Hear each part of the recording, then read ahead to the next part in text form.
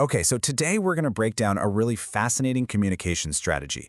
It's basically a story, one that's been carefully crafted to connect a whole lifetime of work in humanitarian aid with a big vision for the future of AI. In this entire narrative, it's built to get the attention of one very specific person, and it all boils down to a single, powerful question. I mean, that's a huge question, right? It's the kind of thing that really pushes innovators to think way beyond just small fixes and instead aim for these fundamental shifts in how we all live and learn. But a challenge this big, it needs more than just a brilliant idea. Yeah, it requires a real track record, and this is where the pitch introduces its subject, Keith DeCesare. And notice how this is framed. He's immediately positioned not as someone asking for something, but as an innovator who's showing up with a whole portfolio of solutions, things he's built over decades of taking direct action. So this first part is all about building credibility. Look, a vision for the future is powerful for sure, but it becomes truly compelling when it's grounded in a history of tangible, high-stakes action. This isn't about theory, it's about what's already been done. What's so interesting about this timeline is the clear pattern you start to see.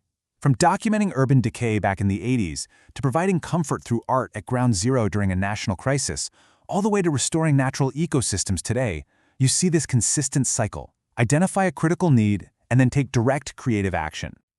And this quote just perfectly illustrates the core philosophy behind it all. This wasn't just about creating art. It was about using art as a real tool for healing and for social responsibility, right in a moment of profound national crisis. It shows this deep understanding of how to meet real human needs. And here's a crucial point.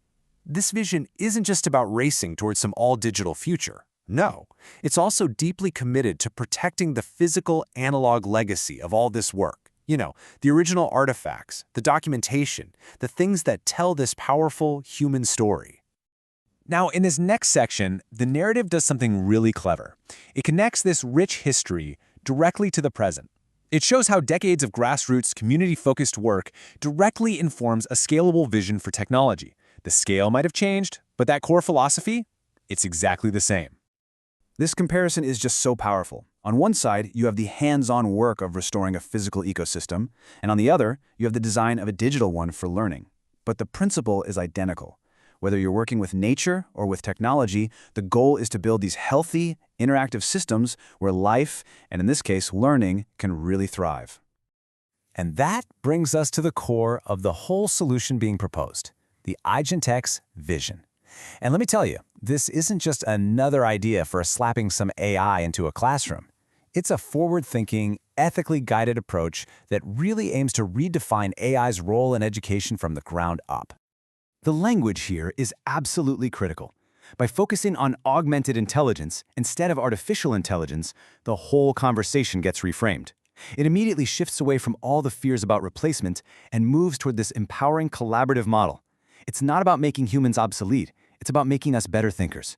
An exoskeleton for the mind. I love that.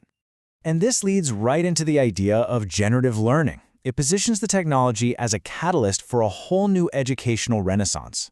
The goal is to get students to stop just passively consuming information and instead start actively partnering with AI.